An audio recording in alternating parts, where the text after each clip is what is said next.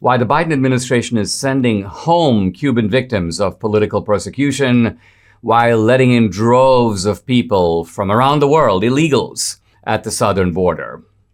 A New York Times writer says, let's expand voting rights to non-citizens. I'll discuss.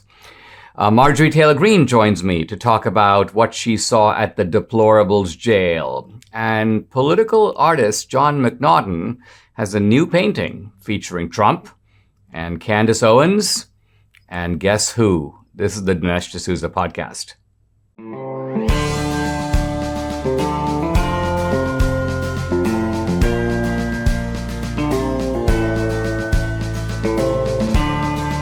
America needs this voice. The times are crazy. In a time of confusion, division, and lies, we need a brave voice of reason, understanding, and truth. This is the Dinesh D'Souza podcast. The Biden administration is sending back Cuban victims of political persecution who show up by sea on our shores, particularly in Florida. According to Breitbart, 27 Cuban rafters just came on two boats this week. And these are so-called balsaleros, or rafters. This is part of what's people fleeing after the major protests in July in Cuba. Dozens of cities, dozens of municipalities demanding an end to state-sponsored violence. Now, it's very dangerous for these people to leave. The communist society in Cuba, this is characteristic of communist countries, doesn't allow people to leave. They force you to stay. And they especially force you, if you're a professional, if you're a doctor, you can't leave. Why? Because they want to pay you, $10 a month to practice medicine there. They don't want you to have more opportunities anywhere else. Journalists can't leave. Dissidents can't leave. And so for the U.S. government to send these people back is to send them probably to the risk of detention, torture, perhaps even death. So the Biden people, they're doing this knowingly. Remember, too, that we have refugee laws that qualify people to come as political refugees. And the Cuban case couldn't be more clear-cut. So we're sending back eligible refugees. Meanwhile, as you know, the southern border is basically open and hordes of people, in fact, 600,000 people already, and that's a conservative count since Biden's inauguration, have come through. Now, probably the majority of those are Mexican, but a lot of Salvadorans and Nicaraguans. But it's not just Central America. Haitians come through, Africans come through, Asians come through, Chinese come through. So this is a policy of letting a whole bunch of people in while keeping these specific Cubans out. Now, what possible reason can there be for this double standard? Let's look at what Alex Mayorkas, the head of the Department of Homeland Security, says about this. First of all, he says, we stand in solidarity with the Cuban people. A completely meaningless statement. We stand in solidarity, as if he's standing alongside them. But the key is that he's not doing anything to help them. Now, the pretense is that all of this is for the security of the Cubans. I'm now quoting the statement by the Coast Guard. The transit is dangerous and unforgiving. And now here's Mayorkas. Our priority is to preserve and save lives. The time is never right to attempt migration by sea. To those who risk their lives doing so, the risk is not worth taking. But who's he to decide? These are people willing to risk their own life. Obviously, to them, the risk is worth taking. But then Mayorkas gets to the bottom line, quote, allow me to be clear, if you take to the sea, you will not come to the United States. So he's going to block them, even if they're willing to risk their lives to flee to freedom. Now, again, It can't be simply because he cares about the risk to their lives, because if you go to the southern border, you see all those people are taking huge risks. I mean, there are drug cartels involved, there's sex trafficking involved, there's gangs involved, there are little children whose lives are in danger, there are people who mortgage their lives to try to get across the border, and then they owe money to the gangs and to the cartels.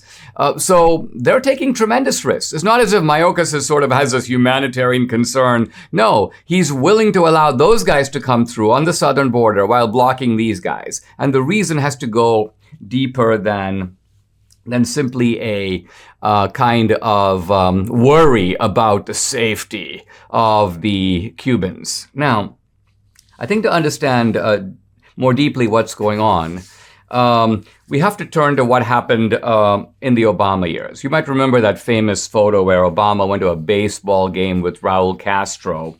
And that was a very significant meeting. Why? Because as soon as Obama came back, U.S. policy changed. U.S. policy was essentially before that if you're a Cuban and somehow by hook or by crook you ended up in the United States, you were allowed to stay because it was understood why you were leaving. But Obama stopped that. He repealed the policy that allowed Cubans to remain in the U.S. legally if they somehow made landfall here. Now, let's think of what Obama's motive is, because I think the motive of the Biden administration is the same. One obvious motive is that the left does not want anti-communists to come to this country. They want immigrants, but they don't want a certain type of immigrant. They don't want immigrants who are likely to vote Republican. They know what happened in Miami this last time around. They know that Florida tipped so heavily in the Republican camp, in part because of the Cuban vote. So that's their first motive. But it's not their sole motive. There's a second motive. What's that? Well, for Obama, it was very clear: to prop up the Cuban regime. In other words, if the United States genuinely stands in solidarity with Cuban dissidents, genuinely puts pressure on Cuba, genuinely motivates the Cuban people to rise up, who knows where that could lead? The Castro brothers are now gone. This could, in fact, lead to a weakening, if not toppling, of the regime. So you see how the left, although it kind of talks out of two sides of its mouth, oh, we're very upset about we're very concerned about the fate of the Venezuelan people. We stand with the Venezuelan people, but you do nothing to weaken the Maduro regime. We stand with the people of Cuba, but you do nothing to weaken the communist regime in Cuba. So here we have a policy, I think, cynically designed simultaneously to protect left-wing regimes, left-wing authoritarian regimes around the world, while at the same time keeping brave anti-communist lovers of freedom out of the United States. There's a hilarious article in The Atlantic. The title alone makes me chuckle. It says, the My Pillow guy really could destroy democracy. Here it is. This is it's just a copy of the article, but you see Mike Lindell kind of hanging on, hugging one of his pillows with the White House behind him. And then a very telling subhead. In the time I spent with Mike Lindell, I came to learn he's affable, devout, philanthropic, and a clear threat to the nation. So Mike's evidently destroying democracy, and I want you to help him destroy democracy. I want to help him destroy democracy. How do we do that? Basically by buying his stuff. And Mike Lindell is offering a ridiculously good deal on his 6-piece towel set. And this includes 2 bath towels, 2 hand towels, and 2 washcloths. They're made with USA cotton. They're soft yet absorbent. Unbelievable price. It's normally $109.99. Mike is offering them for $39.99. So this is if you want to destroy democracy along with me and Mike Lindell. Here's how you do it. Call 800-876-0227. That number again, 800-876-0227. Or go to mypillow.com to get the discount. You got to use promo code Dinesh. Who should be allowed to vote in U.S. elections? I'm not talking about people who surreptitiously voted. I'm not talking about voter fraud. I'm talking about legally who should be permitted to cast a vote. Now, there's an article making the rounds on social media. This is an article in the New York Times. It's a guest essay. It's written by a guy named Atosa Araxia Abramanian. Whoa. Anyway, this guy is a U.S. resident, which is to say a green card holder, but he's not a citizen. And he thinks that people like him, i.e. non-citizens, should be allowed to vote. So here's his article. There's no good reason you have to be a citizen to vote. Not just that there's reason to allow non-citizens, but there's no good reason you have to be a citizen to vote. I beg to differ. But let's explore his logic a little bit, because often on social media, conservatives will put these articles up or put the headlines up as if they are self-evidently absurd. And the idea is sort of like, can you take a look at it? It's ridiculous. But why is it ridiculous? What's ridiculous about it? That's kind of what I want to probe here. Now, the argument that he makes in this guest essay, this fellow named Abramanian, is he says, first of all, that he gives a couple of reasons why this is a good idea in his view. Number one, he says it will give American democracy new life. Kind of a vague phrase, giving it new life. He goes, two, it will restore immigrants' trust in government. That's an interesting statement. He, after all, is a resident here, but you're not an immigrant until you become a citizen. The term is used much more loosely. Immigrants are crossing the border. No, those aren't immigrants. Those are illegals. So we have, despite the promiscuous misuse of language, he thinks that immigrants will feel better about their government if non-citizens were allowed to vote. Here's one immigrant, Dinesh, who does not agree. And then he goes and quote, it'll send a powerful message of inclusion to the rest of the world. Why? You think the rest of the world is going to go, man, you can be a Haitian or a Pakistani or a Brazilian and vote in America? The first question they'd have to ask is, well, if that's the case, why can't all those people vote in India?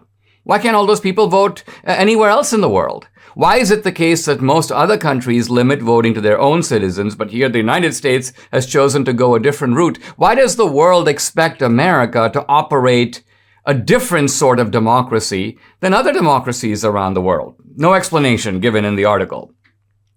Now, somewhat disturbingly, this Abramanian fellow goes on to argue that there are some local elections in America. He mentions Tacoma Park, Maryland. He mentions some other towns in Maryland that actually allow non-citizens to vote in local elections, not in statewide elections, not in federal elections.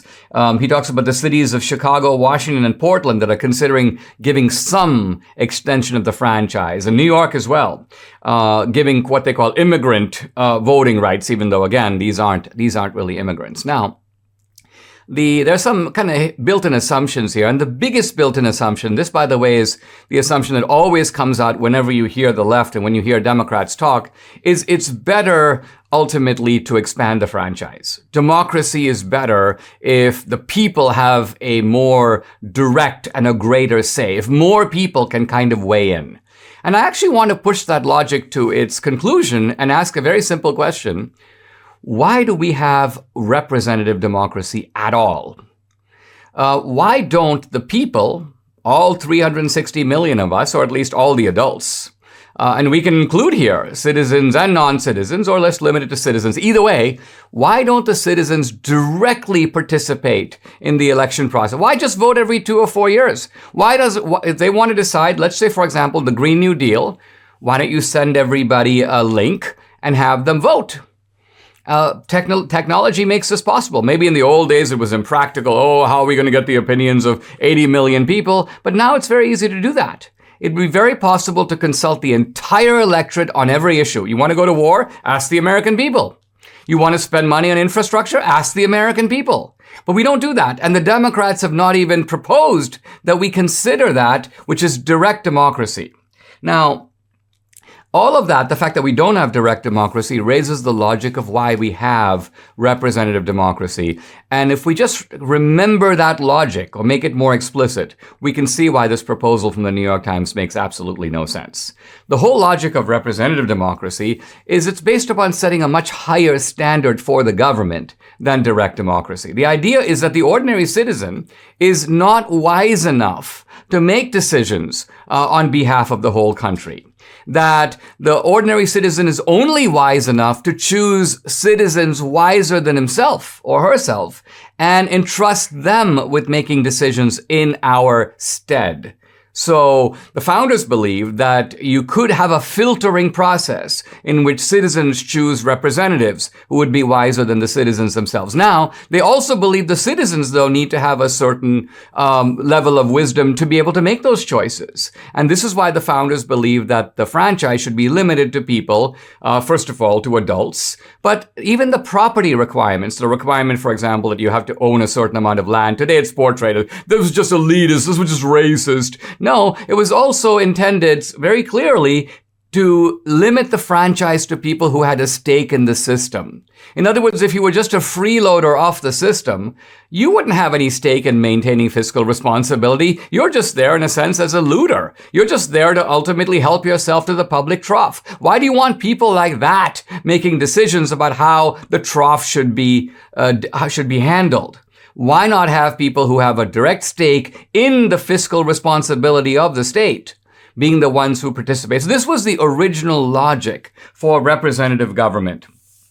And although the Democrats keep saying the more voters, the better, let's expand the franchise, notice they never say why. They never say why by itself expanding the franchise is somewhat better. I guess their only reason is this: if you let more younger people vote, if you let more illegals vote, if you let illegals become citizens and then vote, if you let non-citizens vote, well, that's going to benefit the Democratic Party, and that's all we need to know. And in fact, this is exactly what Abrahamanian says. He basically says, he kind of admits it. He says, it's time for Democrats to radically expand the electorate. He knows what he's saying. And then he goes on to say, quote, Democrats are likely to be the biggest beneficiaries of this change. So even though this is an argument that talks about democracy, giving it new life, the rest of the world will admire us even more, none of this is really what this is about. What it's about is a kind of a crass move attempting to give a long-term advantage to the Democratic Party.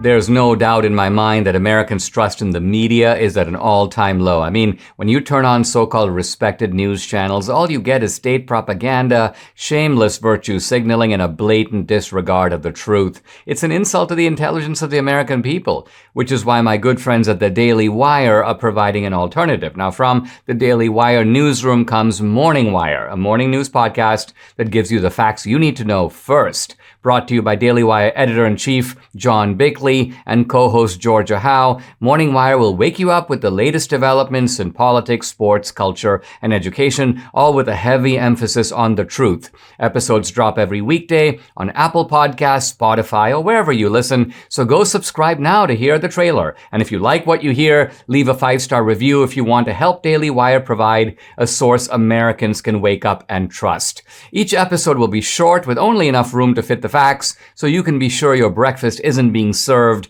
with a side of someone else's agenda. Subscribe to Morning Wire as soon as you can. Hey, I'm really happy to welcome Marjorie Taylor Greene back to the podcast.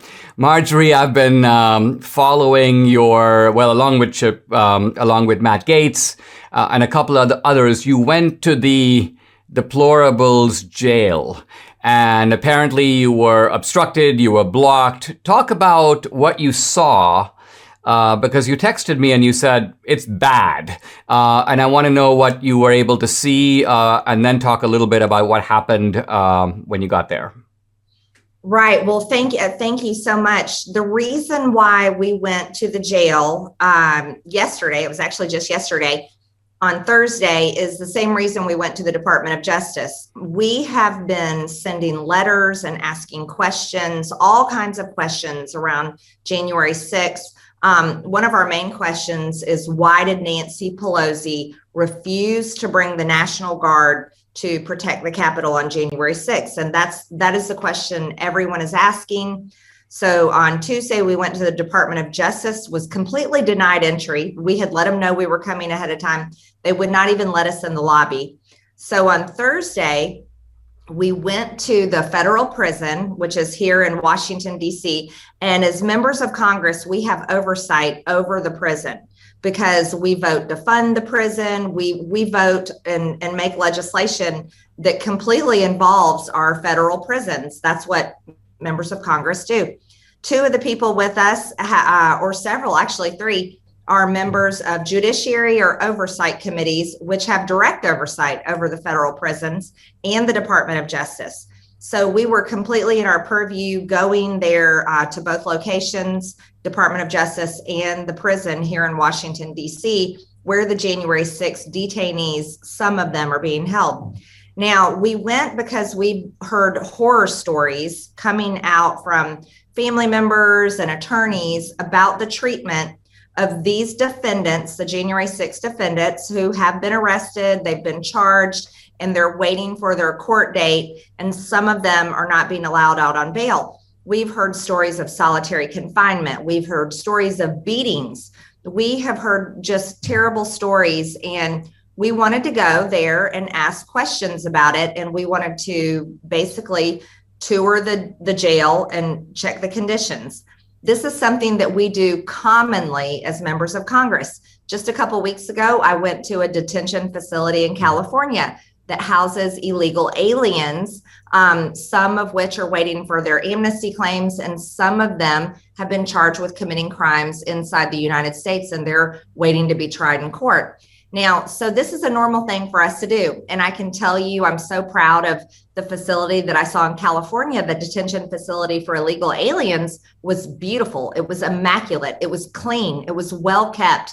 And they had so many resources, legal resources, a library. They can talk to their attorneys anytime they want.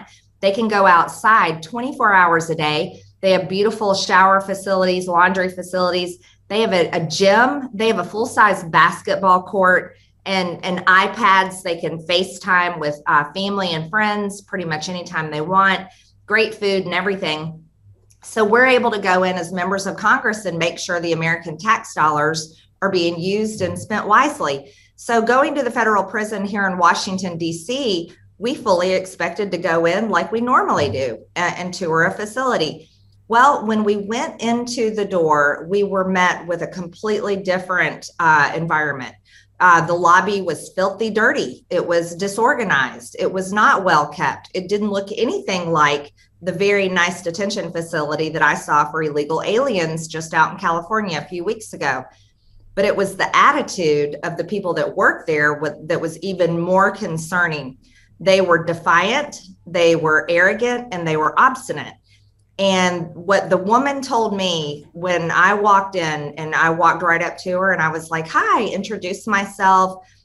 We let you know we were coming. We're here to tour the detention facilities, and we have questions that we'd like to ask about the people that are detained here. Well, she told me that we were trespassing. It was myself, Congressman Matt Gaetz, Congressman Paul Gosar, and Congressman Louis Gohmert. And she told us we were trespassing. Then we talked to her a little bit more, and she refused to answer questions. Then she went outside. We were told by someone that the supervisor was outside. So we walked outside to talk to the supervisor, and they locked us out of this federal prison. They locked members of Congress out.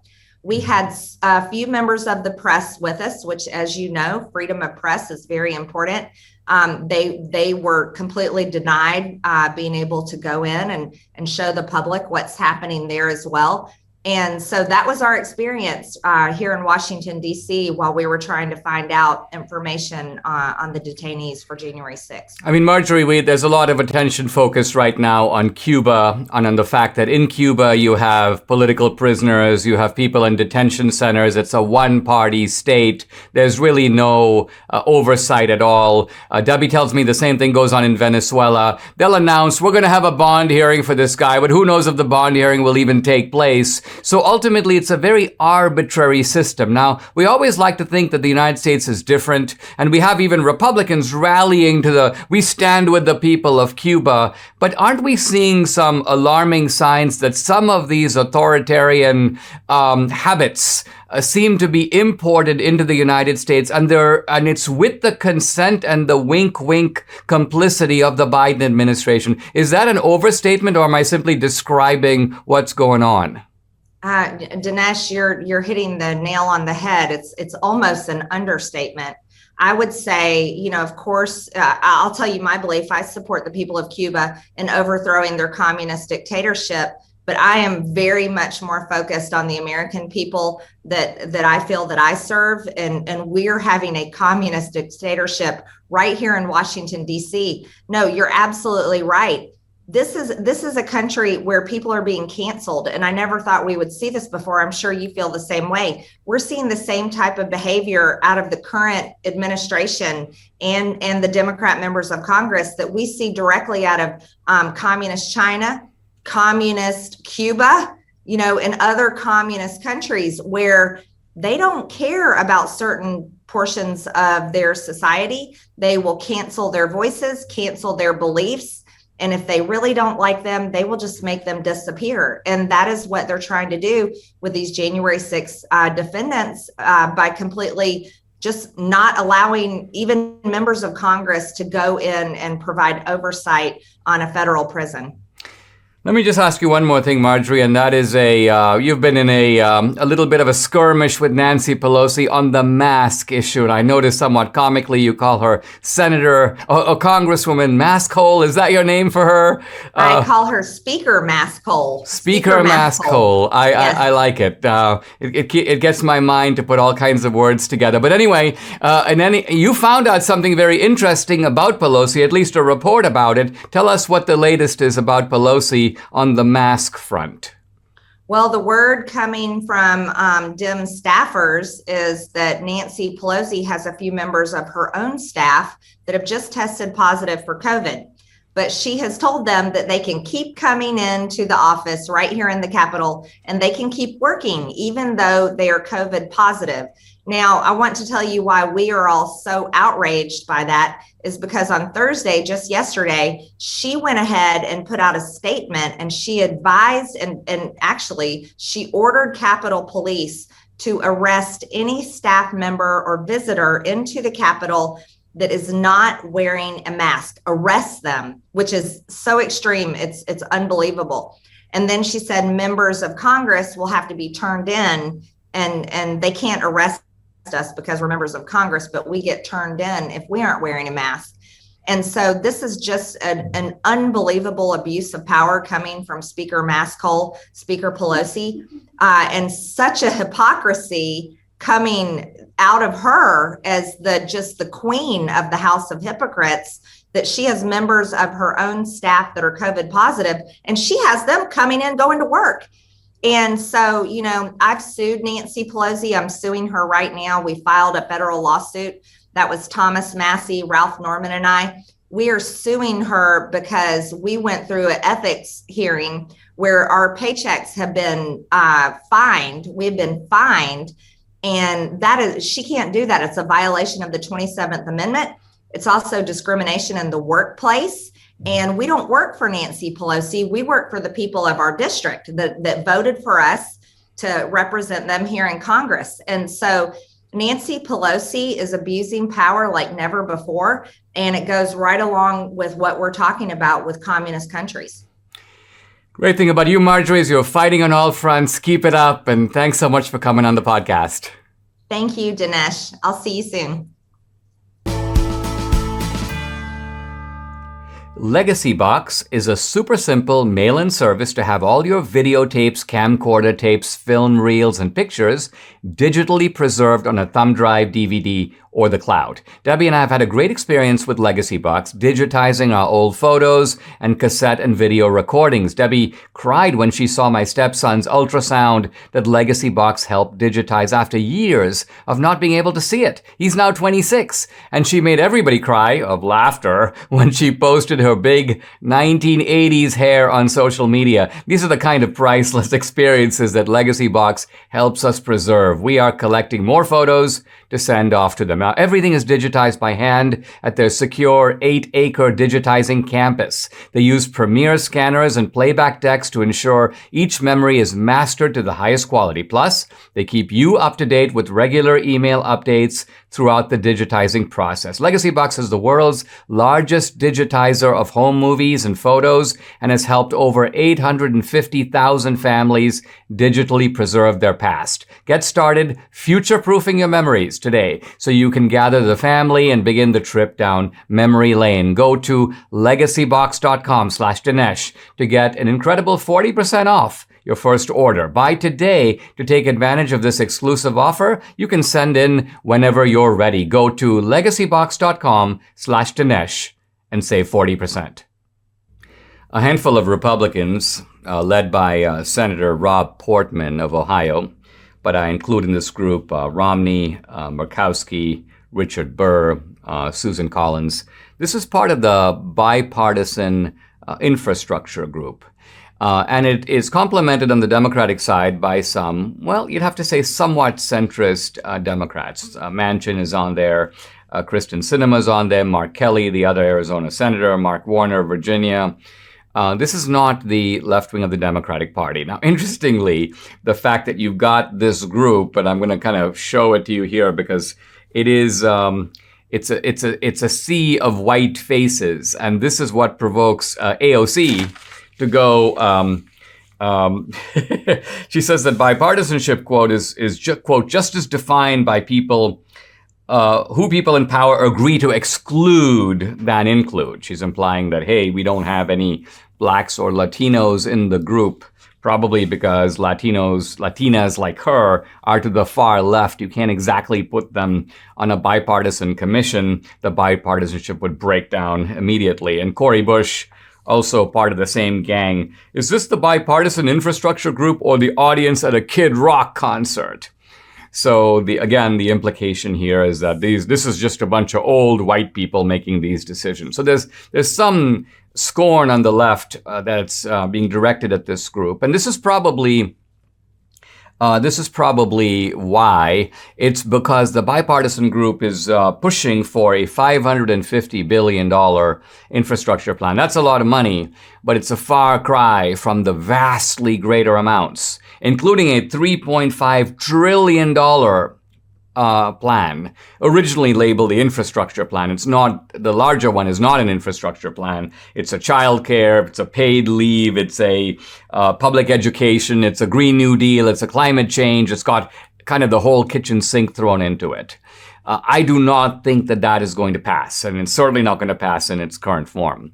But the bipartisan infrastructure bill, now this is largely an infrastructure bill. Most of the money does go to transportation, goes to broadband, goes to utilities. So the Republicans, the sort of moderate Republicans who are in there, their argument for themselves, and we have to hear it, is they'd say, listen, we are preventing a far worse plan from going through. We're making sure that infrastructure is, in fact, infrastructure. We don't believe that climate change is infrastructure. Abortion is not infrastructure. So we have narrowed the bill to something that, yes, we're going to help it pass, but we're also going to make sure that it stays true to its purpose. Now, I think these guys also say things like, it'll also prove that government can get things done. So they want to help restore the credibility of government and its ability to actually get things passed. But there's a downside, and that downside is often ignored. I want to highlight the two elements of the downside of what these Republicans are doing. Number one, they're giving Biden an unnecessary win. Why give Biden a win at all? This guy his ship is kind of taking on water on all fronts, taking on water on the border. He's taking on water on rising crime rates, an economy that's now in trouble. Inflation is spiking its ugly head. So why help this guy by delivering any political victory? That makes no sense for the opposition party. And second, what often happens is when you give a president momentum, they can then run with it to do other things. So he gets the momentum from the smaller bill to now push for the bigger bill.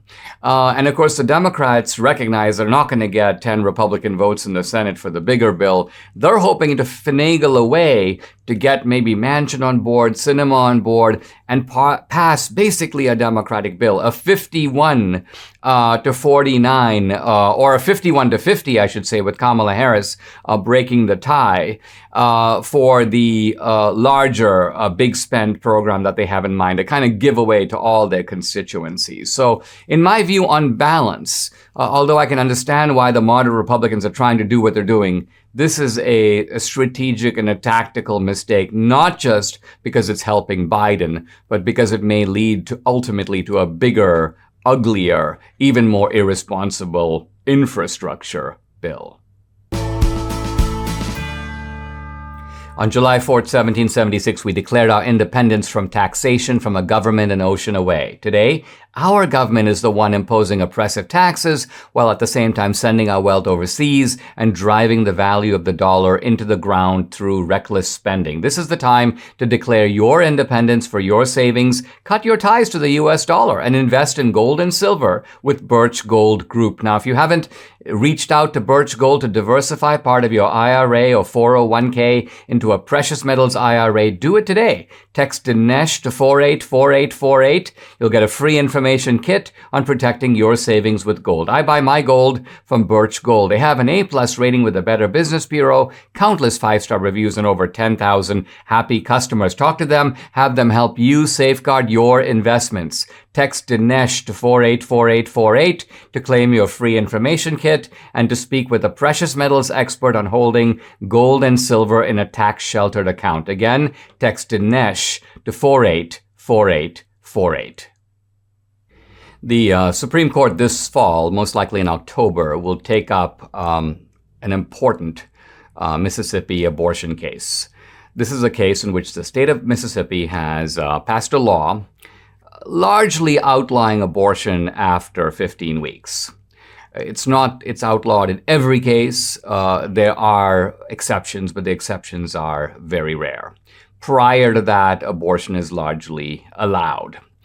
And the Mississippi law is up for consideration by the court. And Mississippi has gone further and asked the court essentially to strike down also Roe versus Wade, the underlying 1973 precedent that permits virtually no restrictions on abortion. As I've mentioned before, in its original language, Roe does in fact allow later term regulation of abortion, but in subsequent decisions, notably Doe v. Bolton, which came really on the heels of Roe, the Supreme Court very clearly said, I'm now quoting Justice Harry Blackmun, he said that medical judgment may be exercised in the light of all factors, physical, emotional, psychological, familial, and the woman's age, relevant to the well-being of the patient. All these factors may relate to health. In other words, Roe versus Wade had said that after a certain point, you could only have an abortion when it jeopardizes, quote, the health of the mother. Otherwise, states could regulate abortion. But here, Justice Blackmun says, writing for the majority, well, health is so elastically defined that even if this would somehow, make you feel terrible, that's a scar on your emotional health. And then the state really can't regulate you in that case because the health of the mother is in fact. So health was interpreted in so broadly that you didn't have to be in dire medical conditions at all. And so, in effect, you had abortion on demand for the full 9 months of pregnancy. This is the horror that we've been living with. Now, it may seem like the European countries, which are by and large, they've had long time and more expansive welfare states. They're thought to be further down the road to socialism than America. And that they would have, equivalent or even more permissive abortion laws, maybe even provide state funding for abortion. But it turns out that none of this is really true. There's an important study just out from the Charlotte Lozier Institute, which does a comparison of European countries' laws on abortion and the laws in the United States.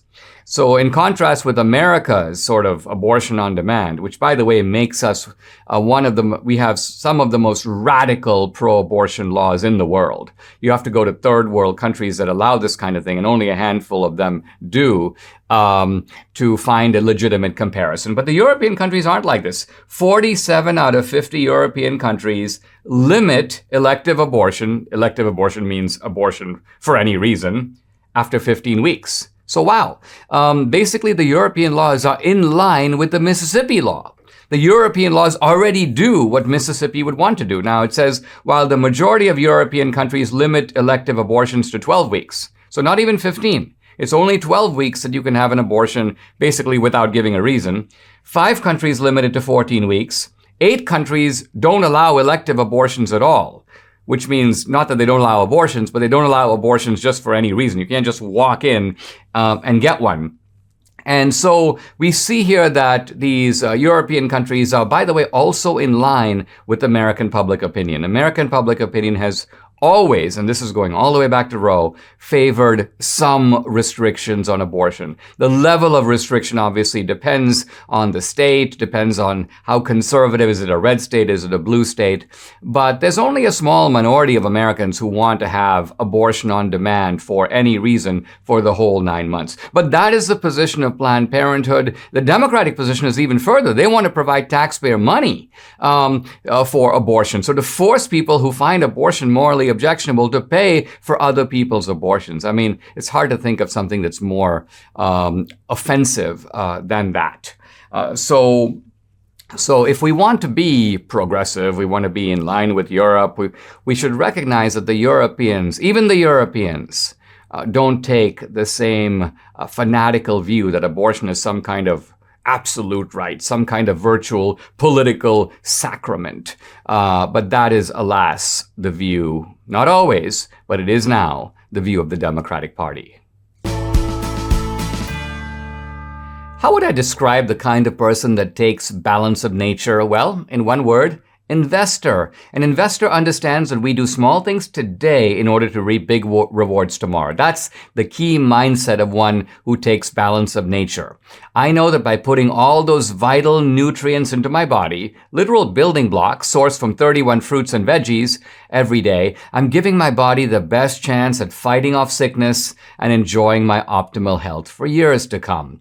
10 daily servings of fruits and veggies, all in 6 small capsules. They're absolutely no trouble swallowing, always fresh, nothing artificial. They smell great. Invest in your health. Invest in your life. Join me and experience the balance of nature difference for yourself for years to come. For a limited time, all new preferred customers get an additional 35% discount and free shipping on your first Balance of Nature order. Use discount code AMERICA. Call 800-246-8751. Once again, 800-246-8751, or go to balanceofnature.com and use discount code AMERICA.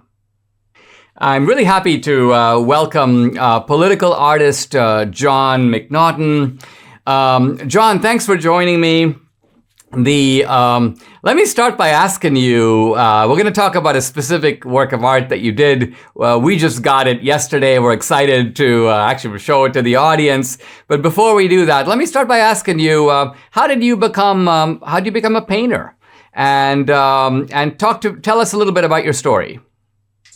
Yeah, well, I started painting back in 1983, just, 13 years old, and one of my first paintings won a statewide competition, and the governor gave me an award, and I thought, wow, I guess I can do this.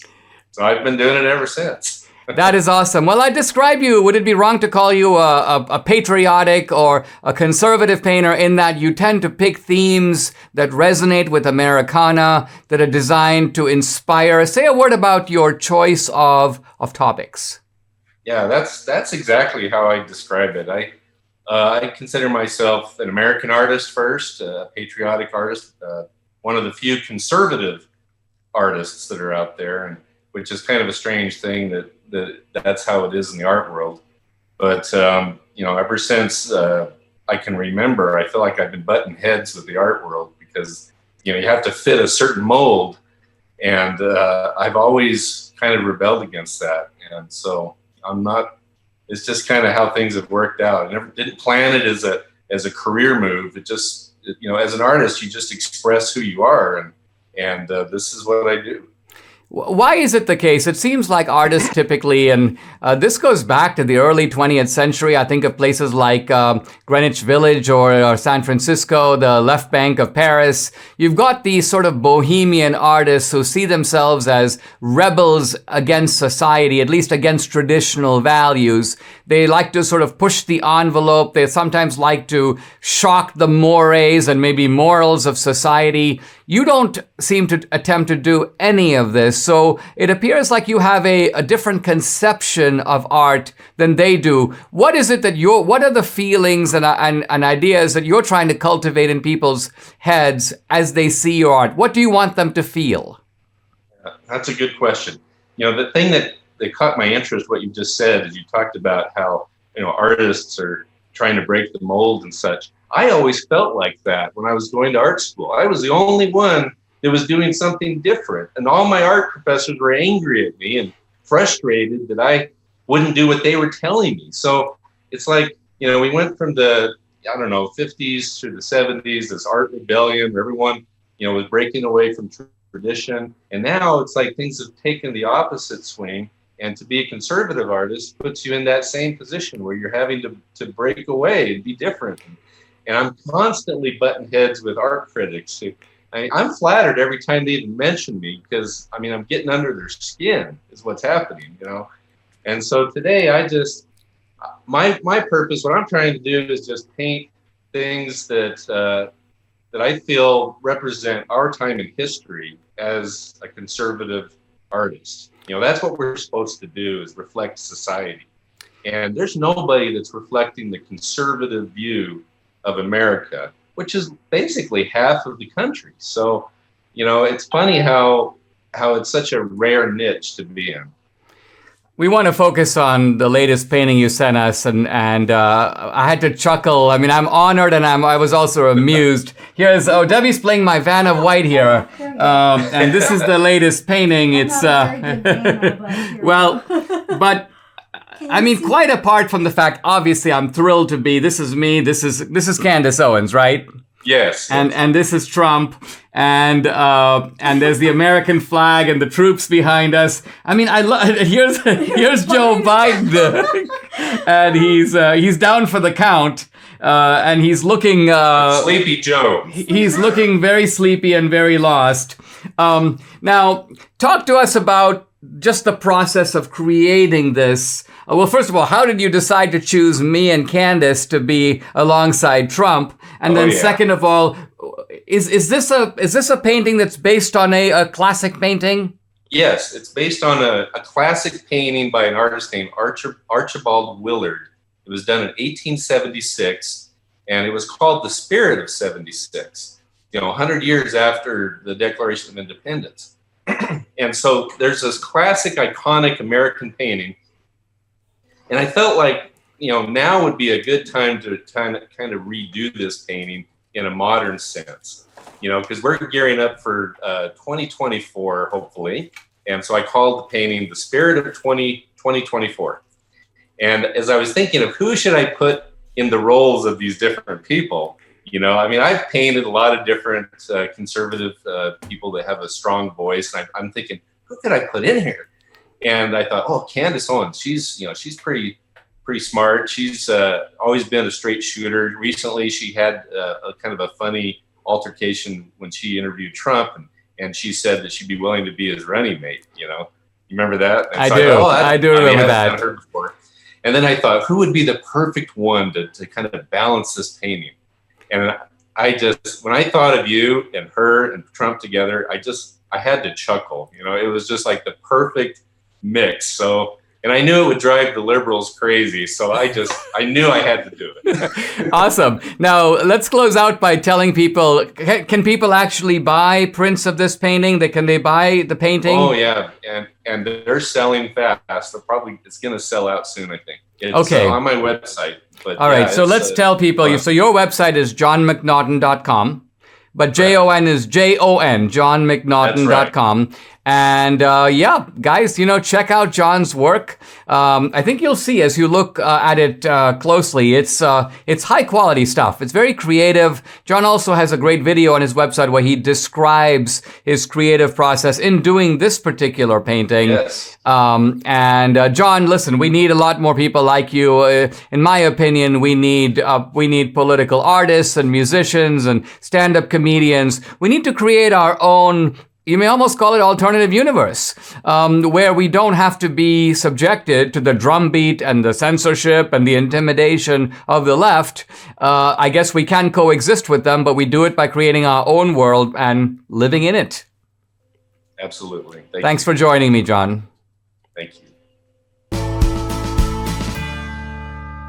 As you know, my friend Mike Lindell has a passion to help everyone get the best sleep of your life. Now, he didn't just stop by creating the best pillow. He did that. But he also created the new Giza Dream bed sheets. Now, these sheets look and feel great, which means an even better night's sleep for me, which is crucial for my busy schedule. Mike found the world's best cotton called Giza. It's ultra soft and breathable, but extremely durable. Mike's Giza sheets come with a 60-day money-back guarantee and a 10-year warranty. The first night you sleep on these sheets, you're never going to want to sleep on anything else. The Giza Dream Sheets come in a variety of sizes and colors, and Mike is making a special offer for my listeners. You will get 2 for 1, low price, plus free shipping. Go to mypillow.com and use promo code Dinesh. By the way, you'll find there not just this offer, but deep discounts on all the MyPillow products, the MyPillow mattress topper, the MyPillow robes, the MyPillow towel sets, and so much more. Call 800-876-0227. Again, 800-876-0227, or go to mypillow.com. Make sure to use promo code DINESH, Dinesh. As conservatives living in progressive culture, part of our challenge is to create a culture of our own. So we don't just become critics of what the other side is doing, but also creators of our own books and our own ideas and our own novels and our own poems and our own plays and our own movies and our own comedy. Now, how do we do that? How do we, for example, write novels? Fortunately, there's an interesting book I want to talk about. It's called Letters to a Young Novelist. It's by the South American writer Mario Vargas Llosa. It's part of a series of books that are sort of mentoring books written by accomplished people in certain fields, written to younger people. By the way, many, many decades ago, in fact, in the 19th century, the writer Rilke wrote a book called Letters to a Young Poet. Apparently, a young poet wrote Rilke and said, how can I be a good poet? And Rilke wrote a short book basically saying, this is how you do it. And a publisher in America got this idea of asking all kinds of people in all walks of life to have a prominent attorney write letters to a young lawyer. They actually asked me to write Letters to a Young Conservative, one of my early books that came out in the early 2000s.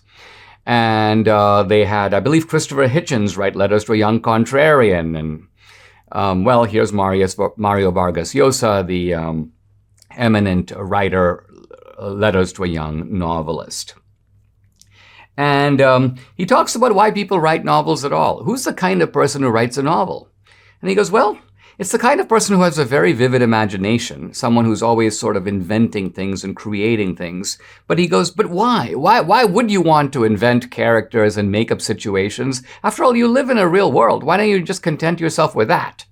And so he makes the insightful point that one of the things that motivates people to become writers is that they believe that there is something very wrong with the real world, something wrong with the world as it is. And therefore, it becomes interesting and challenging to sort of create another world. Not necessarily the world as it might be, but alternative worlds. And that's really what a novel does. It's a creation of an alternative world.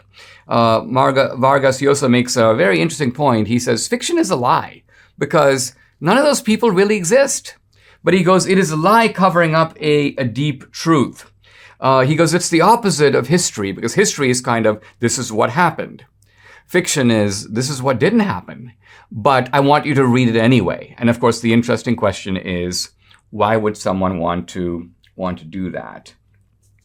Vargas Llosa talks about how the writer's life is a little bit of a form of captivity. He gives a kind of vivid example. He says, as a friend of his, one time, who swallowed a tapeworm.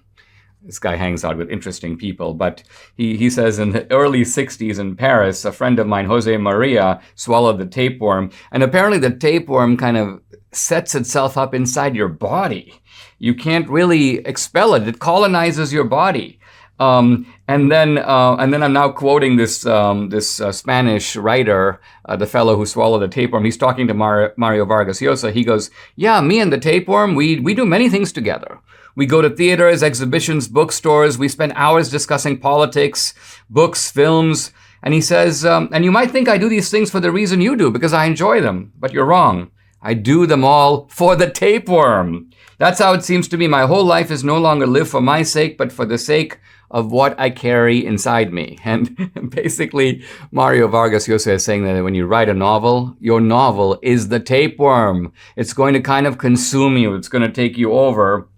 And it's going to be very difficult for you to expel, at least not until you have somehow finished the novel and then you've delivered the tapeworm, so to speak, to the world. Now, he goes on to talk about the fact that writers base their plots, their characters, on people they know. So you don't have such a thing as a writer who is able to sort of conjure up a world out of nothing. People conjure up a world out of their own experience. And yet, it is not sufficient, he says in a novel, just to take your experience and deliver it in fictional form. I'm going to take 8 guys I know, I'm going to make them the main characters, I'm just going to describe what I think their interactions with each other will be, and boom, I have a novel. No. Because ultimately what needs to happen is you may start off. Your starting point is people you know, situations you were in, a funny line someone once said at a restaurant, but you've now got to take that and transform it. And sort of build it into a plot that takes off on its own. This is the key point. And I'm not quoting Vargas Llosa, although the starting point of a novelist's invention is what he has lived, that is not and cannot be the end point.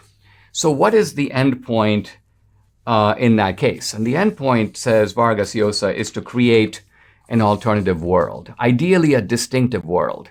You know, when you're in Hemingway's fiction, it's got to be Hemingway. Nobody else can write like that. No one else can create worlds like that. That's Hemingway's world. The same is true of Dostoevsky. In the Dostoevskian novel, even the eccentricities of the characters, these must have been to some degree people Dostoevsky knew, but he's made it into a Dostoevskian universe that resembles Russia in the 19th century, but not totally. Why? Because it's only Dostoevsky who can create that world. We're living, in a sense, inside Dostoevsky's own head. So Vargas Llosa ends by making the point that the novelist is he calls him, quote, a trickster and a swindler. He's a swindler. Why? Because the novelist, even though creating an artificial world, a lie, as Vargas Llosa says, nevertheless, the lie is so believable that you begin to think it contains a deeper truth than reality itself.